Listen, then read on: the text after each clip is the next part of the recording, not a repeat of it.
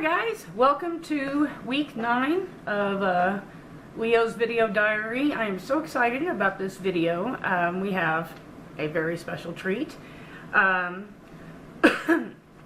We are going to have Martha Wright on the phone, and she's a very dear friend of mine. She's a homeopath, and she's going to give a brief history and an overview of what homeopathy is, and you got to listen to it. She explains it in ways that I cannot, and she knows she's been doing it for years, so she knows what she's talking about, and she's an awesome resource.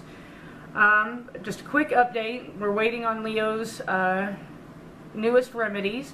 Talked to the homeopath on Wednesday, and she says that she's going to be sending a remedy for symptoms that occur with autism, like stimming and maybe the flapping that he does, OCD, things like that. It's a neurological enhancer, so that's going to be good. She said it helps with focus and concentration, so I'm excited about getting that. This month's clear really is still clearing out the Benadryl and the Zyrtec and the medications, also the gas medication. So the antacid that, they seem to enjoy giving out. She's still clearing that. She's also going to be clearing out the anesthesia that they use during his endoscopy. And she, let us know that that because the experience with that endoscopy was kind of a traumatizer for him, that we might see some real emotional things come out. And so at least she was able to kind of pre-warn us about that. She said it may not happen, but it might. So at least she warned us about that. She's sending us refills on a couple of things. But I think, she's also sending enzymes. Now, I've been talking to some parents about enzymes, and it was so neat that she covered it for, because I've been talking about it to other parents, and she had not mentioned it yet. And so the fact that she brought it up and mentioned it to me, it just strengthened my resolve that, I'm on the right path with her, because, she mentioned the importance of them, and so I think she might be sending some enzymes. One of the recommendations that she had was adding a little bit more water into his diet, because he doesn't really drink water. So what I've been doing is I've been just kind of diluting his juice, getting a little bit of water into him that way. But he drinks all the time, so I mean, drinking is not a problem. It's eating is the problem. And still, he's not tried nothing new. But, we're still very hopeful, and his appetite is through the roof. He is, definitely got an increase in energy and appetite. So, okay, so this interview with Martha is a little bit long, so we need to get on to it. I do have a couple of people I want to plug in, and the reason is because I think they're a great resource. Also, you support people and they support you back. And so I want to, throw a shout out over, or about a blog called Victoria. And the blog is called Life with Victoria. And it's actually, she's on the spectrum. And she's about 28 years old. And she, on her blog, you actually see things through her eyes. And I really enjoy reading it. And I know you will too. So I'm going to put a link to it in the description and on my blog. And so, please support her. Read her story, and, familiarize yourself with her, because she's really sharp. She's a prolific writer. And, seeing things through the eyes of autism is important if you want to understand it at any rate. Another one I want to point out is there is a family asking for help for their autistic boy, and he's a 9-year-old, and he is an amazing kid. He is, he just, the picture they have, he's so cute and he's so happy, but what they're looking for is a therapy dog. And what they've done is they've went to firstgiving.com, and I'm going to put a link to their Twitter account and also a link to their First Giving page. and they're trying to raise money to get their little boy a therapy dog through this one organization, and it's Four Paws is the name of the organization, and the little boy's name is Malachi. And so if you can't donate, because I understand, money's tight for everybody, but if you can, fantastic, okay? But if you can't, at least, follow him on Twitter and help him get the word out, because, I was a dog trainer for 25 years, and, I've seen what therapy dogs, what impact they have on, multiple disabilities, even, elderly people in the nursing home, it was therapeutic for him. And so this little boy, he deserves it. He deserves to, he deserves a buddy, and somebody that, he can bond with. And these people specialize in training these dogs specifically for autism. So I'm going to put them in the link below, or in the description below too. So please, yeah, definitely, check that out. Okay, so I'm going to give you a brief history, and then we'll get right into the interview.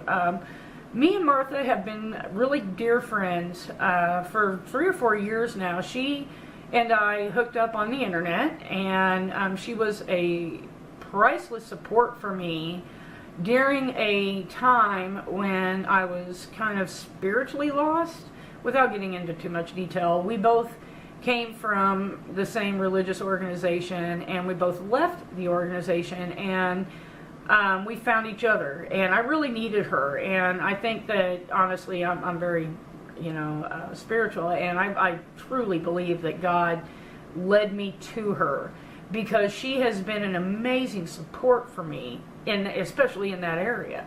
Well, after speaking with her over the phone several times, we just clicked, and she knew of my struggles with Leo before we even had the diagnosis. And hindsight's always 20/20, and I hope to someday meet her face to face, so she could kick me in the butt for not listening to her any sooner. My last video, week 7 and 8, I really ranted about how the GI didn't tell me anything about Leo swelling in his tummy, and I was really mad about not being told. And to be 100% honest, I had somebody telling me, and it was Martha. And she was telling me, look into leaky gut, look into this, look into that. And, when you find out that your child may have any kind of disability, whether it be, autism or bipolar or whatever, you get caught in a current, right? This flowing current. And it's the current where the doctors say, okay, because of your insurance, get this evaluation. And as soon as you get this evaluation, you're going to have to see this doctor. As soon as you see this doctor, take this back to your doctor, and they're going to get you in on, on this. You just get caught in this current, right? Martha had been trying to pull me out of that current, and I fought it. I fought it hard. I was, and it's because I just had these blinders on. Well, up until I, started really diving into what homeopathy can do for him, because she's the one that said, Trina, look at what homeopathy can do for autism. And she admitted that it wasn't her area of expertise, and so she directed me to these different websites, and that's how I found the center that I go through. And I share information with her, and she has been an amazing resource, and you're going to love her. Please listen to everything she has to say. It's extremely important, because if you, Google homeopathy, there's a lot of opposition out there. And I'm not saying you're going to get, all negativity about it, because there's a lot of positive too. But at least coming from an actual homeopath, you'll be able to see the realities behind it. And I think you're really going to enjoy this interview. So we're going to get started on that right away.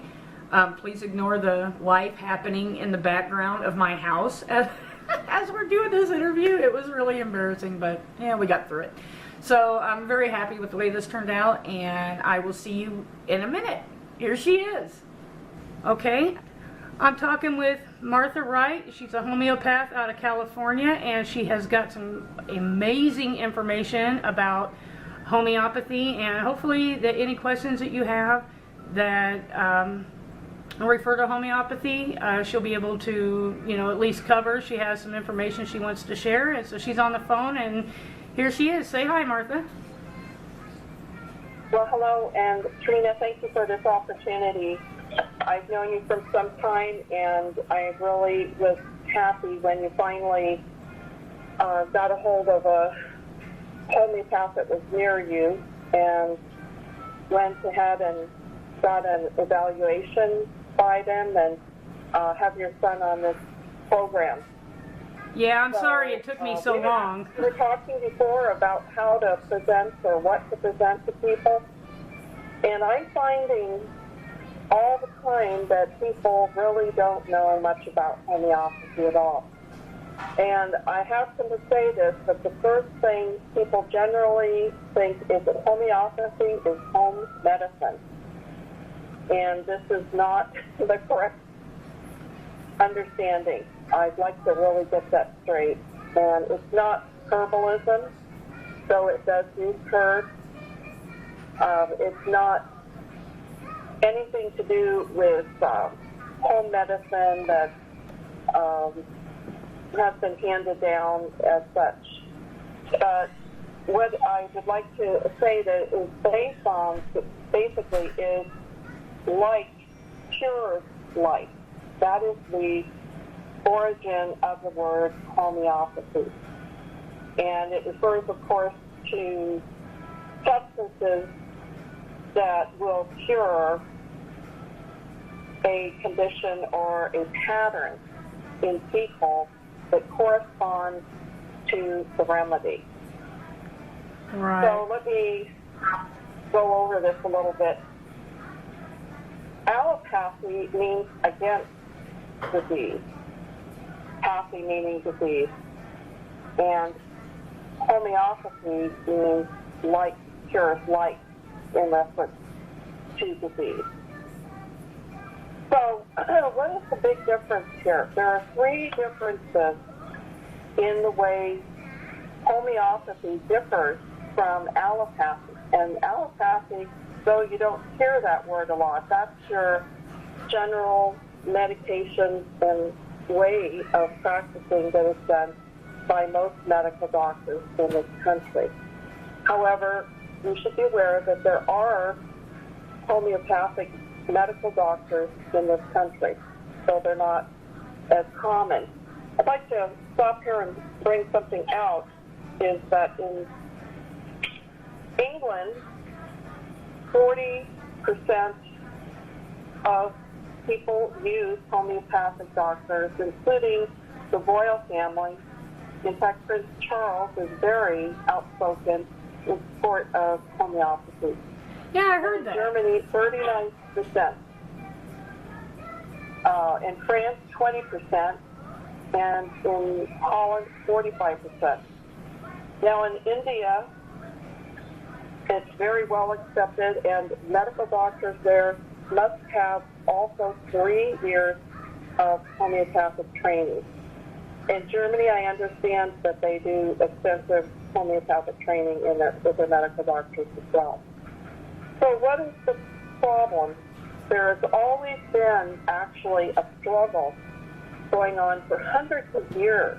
This is even back into the time of the Greeks and the Egyptians about how to handle medical care of people.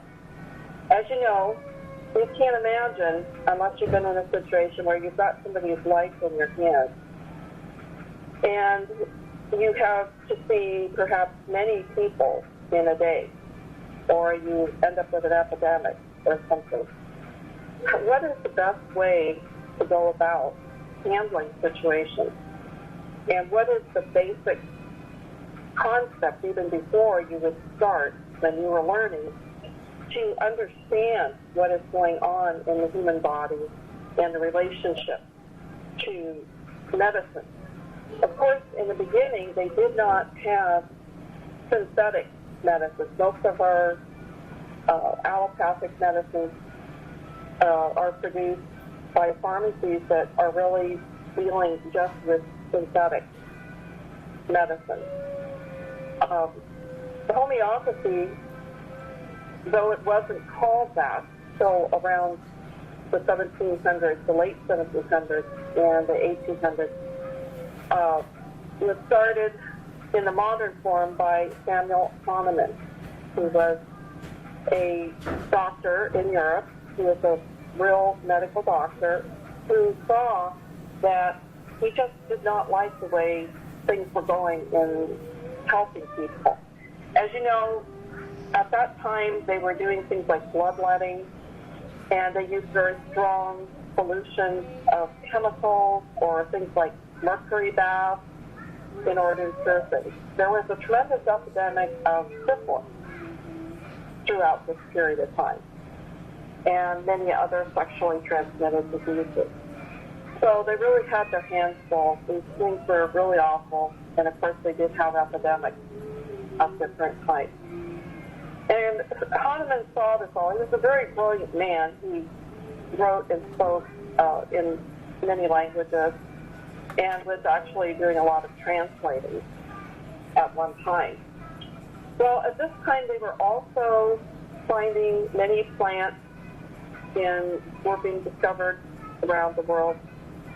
And I believe the story is when he was working with some quinine, he found this bark, the quinine bark, the cinchona bark, would cause fever, but if it was diluted, it would cure a fever. So the story goes. But he experimented and did a lot of things with a lot more substances. What he did was basically use control groups, just like we have today with medical drugs, like pharmaceutical companies. They have a control group, and they have people that take certain things, and you record. And that's what he did. He recorded every tiny little detail about people's reactions to medicine, shall I say, that he was working with. And they were followed up, too, for long periods of time afterwards. And this is very important.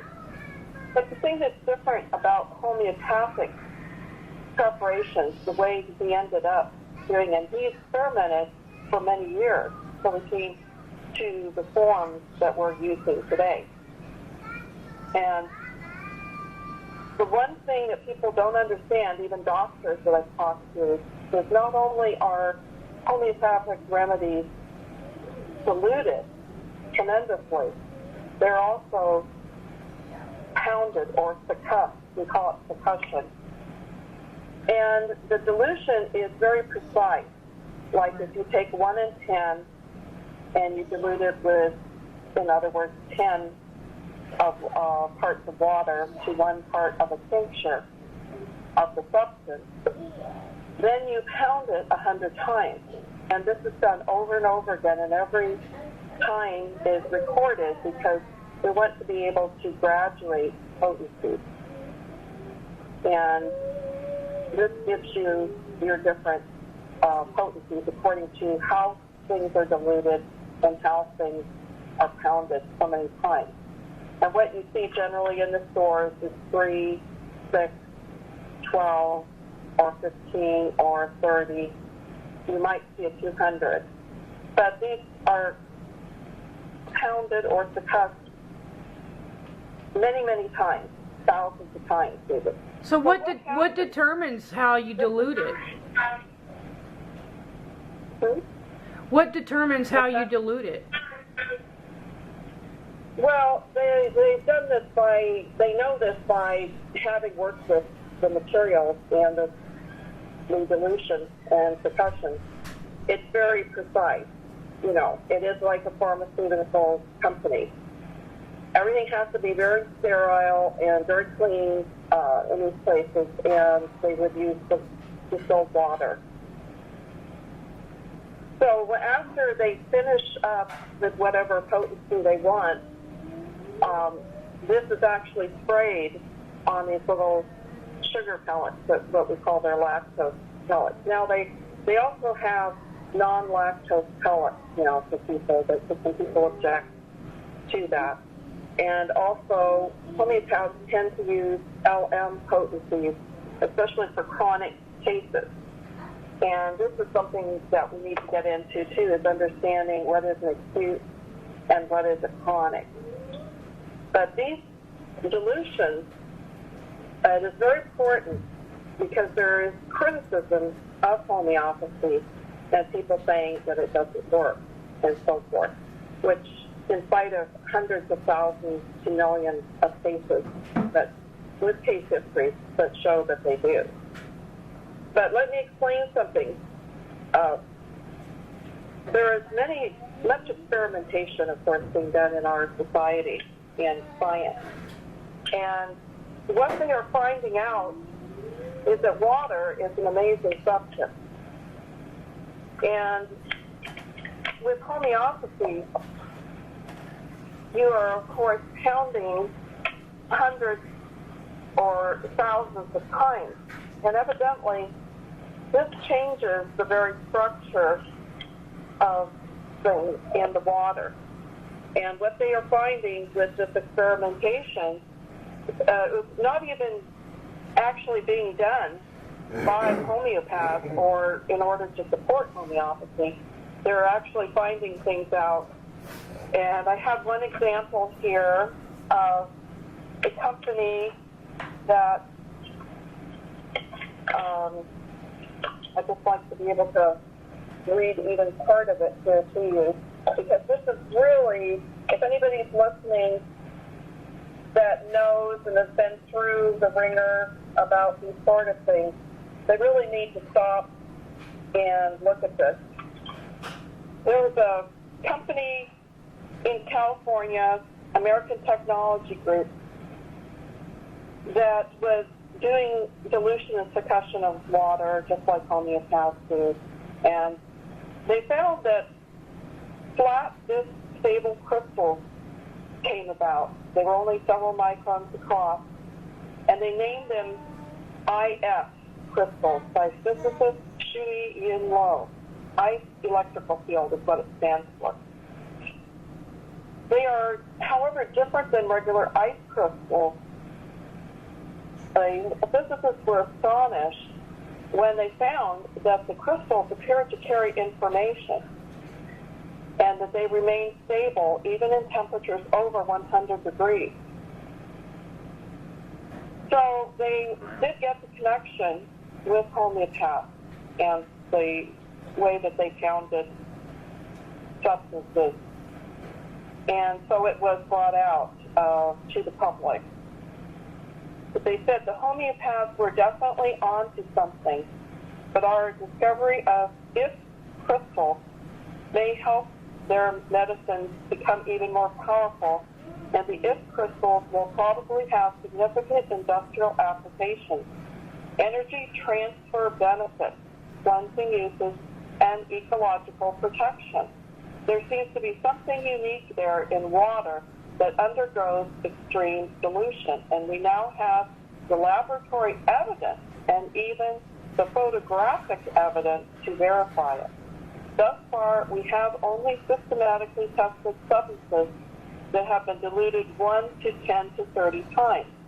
Homeopathic doctors sometimes use medicines which are diluted 1 to 10, 30, 200, 1,000, or even more times, and we have not tested these extreme dilutions yet. However, I would not be surprised if crystals are also observed in those doses. So isn't that amazing? Based on our research to date, every dilution beyond the 6 has found if crystals in them. So here you have a company that was not even trying to validate homeopathy, but came across this amazing data. And this was, let's see, from Berkeley, California. Well, it came secondhand from there, but I'm sure the original source could be verified. So the thing is, what we are looking at as homeopaths,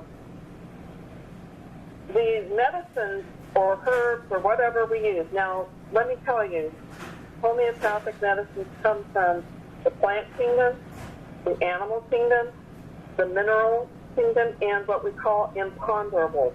They're like X-rays or even different light waves, like blue light or violet light. Yeah. And they are somehow put on these little pillows, which is what we call them. And they have curative effects, not only because they're pounded into cuss, but because of that information, like he was talking about, that they can contain information at that point.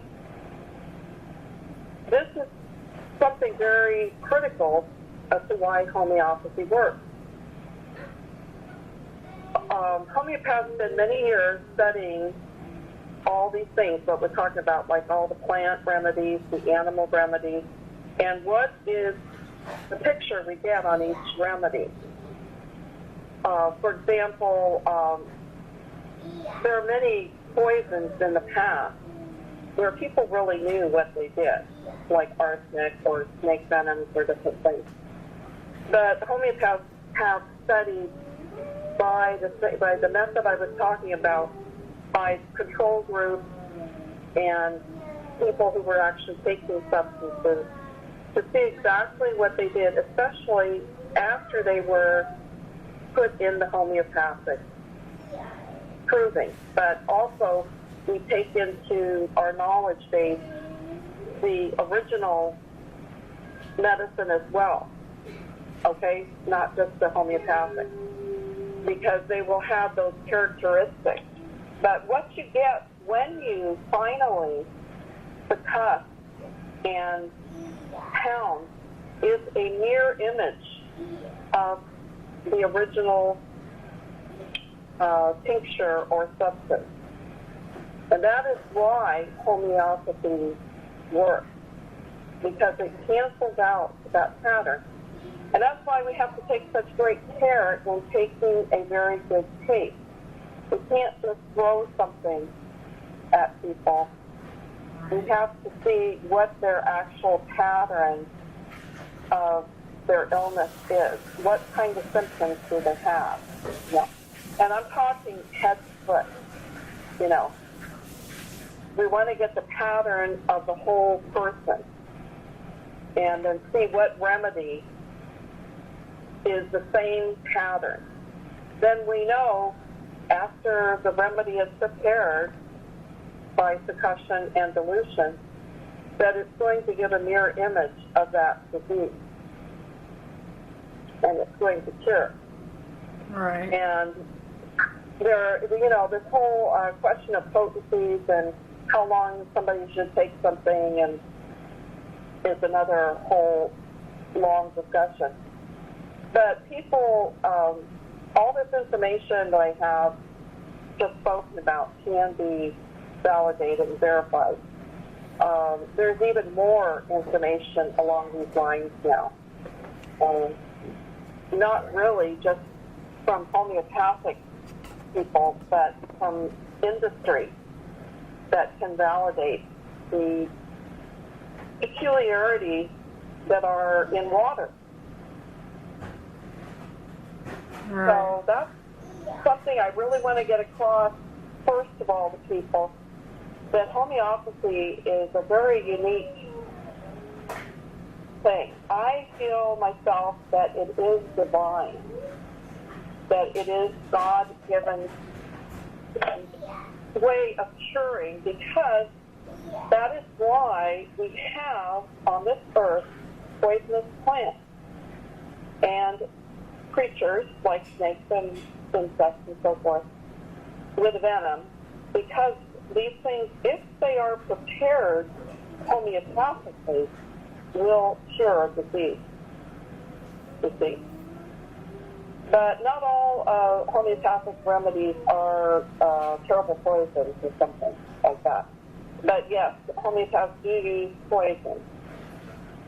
Right. So, and even allopathic medicine uses similar things to homeopathy in the sense of they use what we call isopathy. It's not truly homeopathic because homeopathy is basically using something similar. We always look for the simillimum. That's what we call it, something similar. But they use vaccination, and basically homeopathy was ahead of them on that. But of course we know there's a lot more that could be talked about as far as vaccinations because they've come a long way in kind of going off the edge here as they're being used today. Right. And there's a lot more in the vaccinations, like all these chemicals and mercury and really who knows what that are being forced upon the public. So that is basically, I know you wanted to stick to about 20 minutes, but I think that what I just covered is the most important thing. To understand homeopathy differs than allopathy. First in its theory, second in its pharmacy, and thirdly in its practice, because it has a lot more to do with being an observer of the patient. We don't just see the person as one size fits all, or prescribe according to a disease that a person has. We want to see, for example, if a person is a chilly person, they're always cold, they're going to get a different remedy than a person that is one of those people who's always running hot. This is a different person. So there's many things that we could talk about. If we want to do another little question and answer thing or something another time, or I could just present some information that is more educational on these same things. Yeah, absolutely. We could definitely do this again. Okay. Yeah, definitely. That was a lot of information. It was extremely interesting. A lot of stuff I didn't know. Right. Well, see, this is what I knew. I knew that, you're just one of many people that they really don't understand what we're trying to do here. Yeah, right.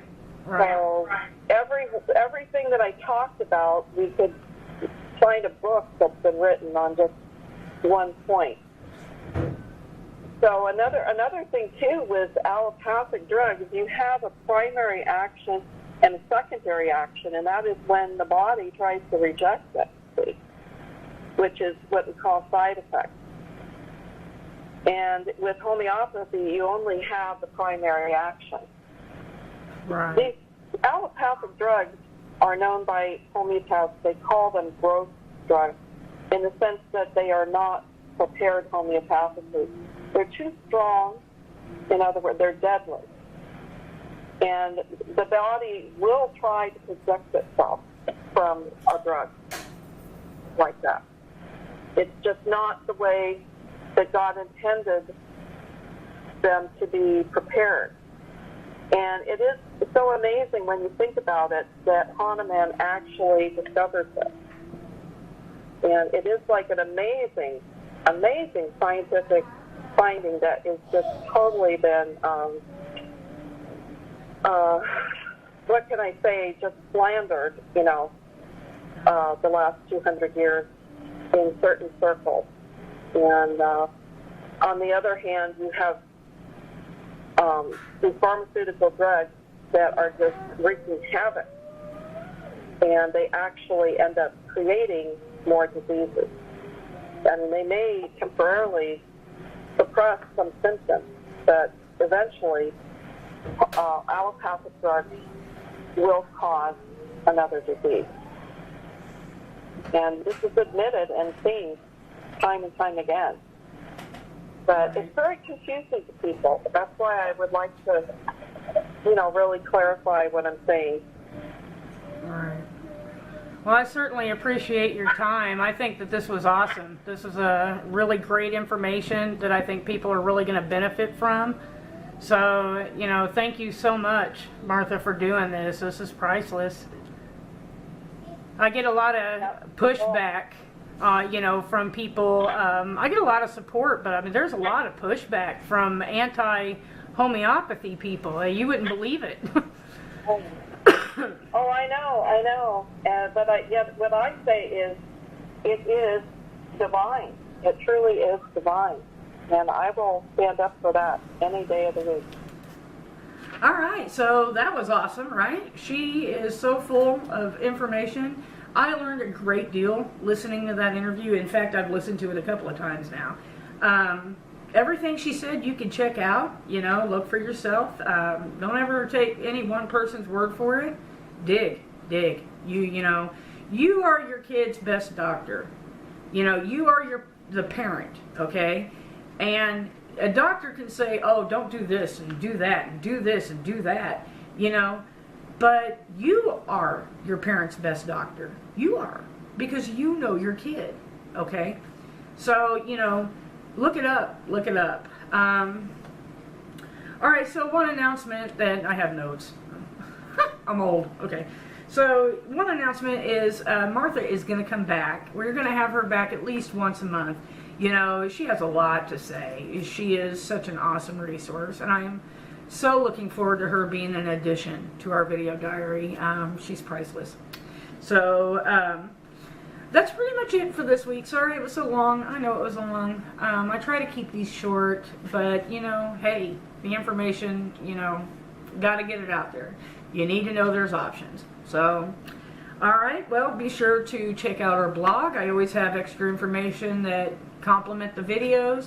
I also do dietary updates on Leo from time to time. I try to keep it really updated. I'm going to have, you know, information on the blog with Life with Victoria. You want to check that out. Don't forget about Malachi and the Four Paws. Follow us on Twitter. And be sure to subscribe. Subscribe to this channel. It's a good channel. All right, thank you guys. We'll see you week 10, and we'll have Leo's new remedy. So we'll see you then. Bye-bye.